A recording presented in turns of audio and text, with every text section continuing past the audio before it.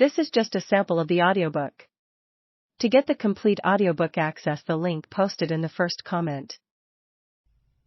Mariah wanted to see the northern lights. I was worried about wood and getting all of our things from the river, but those things didn't seem to bother my sweet daughter-in-law. For several nights, she stayed up until midnight watching the sky. When we got up in the mornings, I would ask her if she'd had any luck. After about a week, she gave up and went to bed when we did. We all went to bed about 10 p.m. one night, about 3 weeks into our Alaskan adventure. I woke up around 2 a.m. that morning. I got up and looked outside, hoping to catch a glimpse of the magical light show. I noticed a slight glow on the horizon to the north. I wasn't sure what it was. I went to the living room to look out of the big picture window where I could see to the northeast. I could observe the light better and noticed small ribbons dancing in the sky. Before waking Sean and Mariah, I wanted to be sure it really was the northern lights. I opened the back door so I could have a better view of the north. As soon as I was outside, I knew this was it. I rushed in, woke Sean up gently, and then quietly called down the stairs to Mariah. She was up in just a second. Our house was designed to face the south to catch the most sun.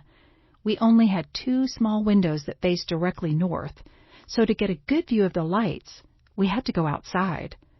At first, we all went out in our pajamas. We got cold quickly. In just a few minutes, we all had on jackets, gloves, and house slippers, with our faces turned towards the heavens in the north. It was absolutely magical. Ribbons of light sprung up from the horizon, dancing around in the sky, then disappearing into the cold night. The thin strands of light sprung up in several different directions. We found ourselves saying, "Oh, look at that one," pointing to an image that quickly disappeared. The show intensified and then almost seemed to fade away.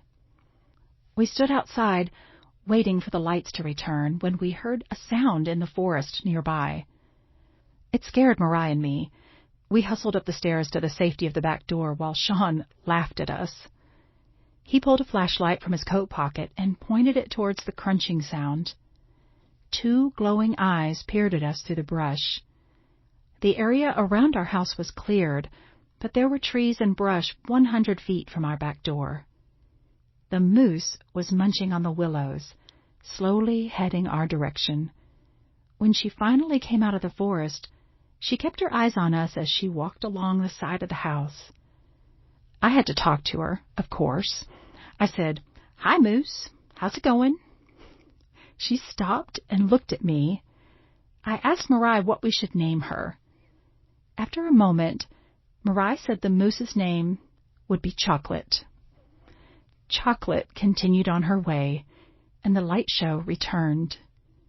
We all stood there until we were freezing cold, amazed at the beauty that God created, and thankful that we were there to witness it.